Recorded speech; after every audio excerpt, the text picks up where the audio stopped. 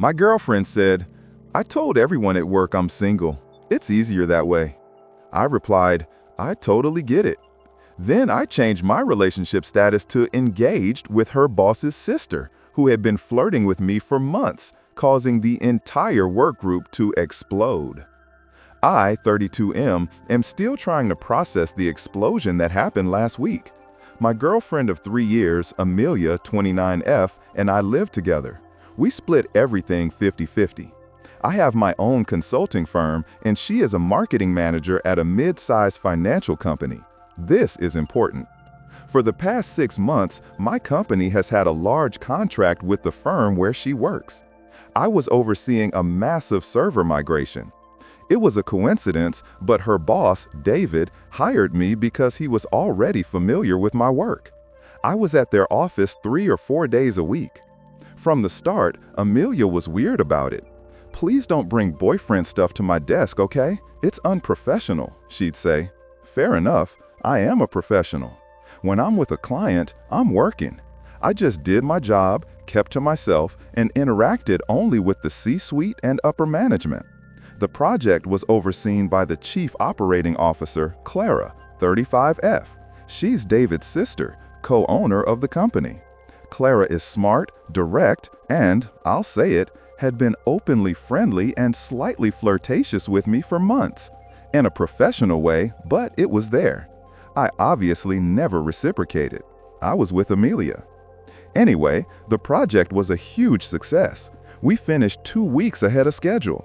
Last Thursday, the company held a happy hour to celebrate. Amelia explicitly told me not to go. "It's just for the team. You being there would be weird." I planned to just grab my laptop and go home. But as I was wrapping up, Clara and David insisted I stay.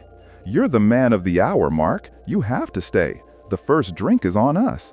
I truly couldn't say no to the CEO and COO. I texted Amelia, "Hey, David and Clara insisted I stay for the party. I'll have 1 drink and head out. See you soon." She just replied, "Okay, just don't embarrass me." Embarrass her? Okay. The party was in a reserved area of a cool bar. I was talking to David about a possible maintenance contract when I looked over at Amelia. She was in a circle with her work friends and a guy I didn't know. Tall, handsome, expensive suit. He was laughing and she was touching his arm a lot. I didn't think much of it until I had to walk past them to get to the bar.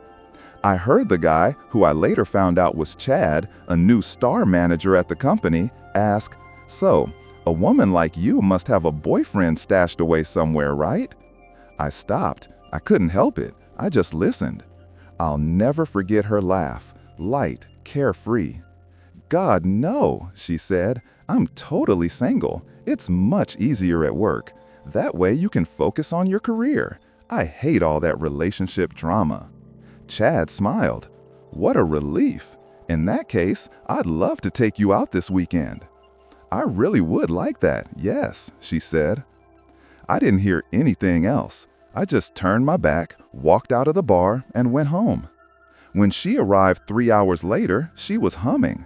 Clearly had a great night. "You left early," she said, tossing her keys in the tray. "I told you it was a team party." "I heard," I replied, without taking my eyes off my laptop. "Heard what?" "You telling Chad that you're single, that you hate relationship drama, and that you'd like to go out with him." The color drained from her face. "You were spying on me." "I was walking to the bar, Amelia. You weren't exactly whispering." "How long? How long? How long have you been single at work?" She scoffed and crossed her arms. And this is the part that breaks me. She got defensive. "I don't know, a few months. It's no big deal. Seriously, it's easier. People treat you differently. They take you more seriously. It's just a work thing." A work thing that involves agreeing to go out with your manager? Oh my God, I was just flirting. That's how you network. You wouldn't understand. Now you're gonna turn this into drama, aren't you? She was turning her lie into my drama. Something inside me just clicked. All the weirdness of the last 6 months, her hating that I was in her office, her never posting pictures of us, the constant late nights, the happy hours with the team. I just stared at her. She started shifting restlessly. What? I closed the laptop. You're right, I said. She blinked. I am? Yes, it's easier this way. I understand. I stood up, went to the closet, and grabbed a pillow and a blanket. What are you doing? She asked, her voice suddenly tense. It's late. You have your networking to do. I wake up early. I'm sleeping on the couch. Don't be ridiculous, Mark. Come to bed. No, I totally understand your position. Let's keep everything separate. It's easier. She just stared at me, completely confused, as I closed the living room door. I didn't sleep. I just sat in the dark thinking. She wanted separate lives. She wanted to be single. Fine. I would give her exactly what she wanted. At 7 a.m., I texted Clara. Clara, this is Mark. Sorry for the early message. Do you have availability for coffee outside the office today? I need to discuss a sensitive matter regarding my contract and a possible conflict of interest. She responded almost immediately. 8 a.m. at the coffee shop around the corner from the office. Is everything okay? It will be, I replied. I just need to ensure I'm handling this in the most professional way possible. I was done being the nice guy. She wanted a strictly professional relationship. I was going to give her one. Date 1. I met Clara at the coffee shop. She looked worried. Mark, you look like you haven't slept. What's wrong? Clara asked. I was calm, professional. Clara, I'm here because of a conflict of interest I've just identified. It's about Amelia. She's my girlfriend, or was. I'm breaking up with her. I explained everything. The night before, I heard her telling Chad she was totally single and accepting a date with him. When I confronted her, she confirmed she had been telling everyone in the office she was single for months because it's easier. Clara just nodded slowly, her expression hardening. She told you she was flirting for networking? She did. Clara sighed and leaned back. Mark, I'll be very direct. I was already suspicious. Her work has been getting worse. She and Chad have been spending hours in meetings that produce nothing. They're supposed to be co-leading the presentation for our new client, Abridline. The pitch is 2 weeks away, and my brother David is spitting fire because nothing is ready. This explains a lot. I nodded. I'm going to leave her. I'm going to move out, but my concern is something else. I'm negotiating a retainer contract with your company. I can't be in a position where my ex-girlfriend, an employee, can claim I'm biased, harassing, or creating a hostile environment. I need to get ahead of this. Clara looked at me, and then a slow smile spread across her face. It wasn't a friendly smile. It was a predator's smile. Mark, you are a professional. She is not. You're worried about her alleging harassment? She is the one lying to her employer, her colleagues, and her partner. She is wasting company time and about to sink my brother's biggest potential client of the year. No, you don't have the problem here. She does. What do you mean? I asked. I mean, I'm also dealing with a nuisance of my own. A very persistent ex-boyfriend who won't stop sending gifts to the office, convinced we're getting back together. It's unprofessional and undermining my authority. I was confused. I'm sorry about that. But what does that have to do with? It has everything to do with it, she said, leaning forward, because we have a common problem, a manipulative and unprofessional ex and an employee who thinks she can lie to everyone. What if we solved both problems at once? I'm still not following. She wants to be single at work, she wants to be seen as a free agent, she wants to network. So let's give her the biggest networking opportunity of her life. My family's company is very traditional. Next Friday, we have our big quarterly review and results party. Everyone will be there, including the Abridline client. Okay. What if, she said, tapping her finger on the cup, you and I gave them something to talk about? What if my ex publicly saw that I've moved on?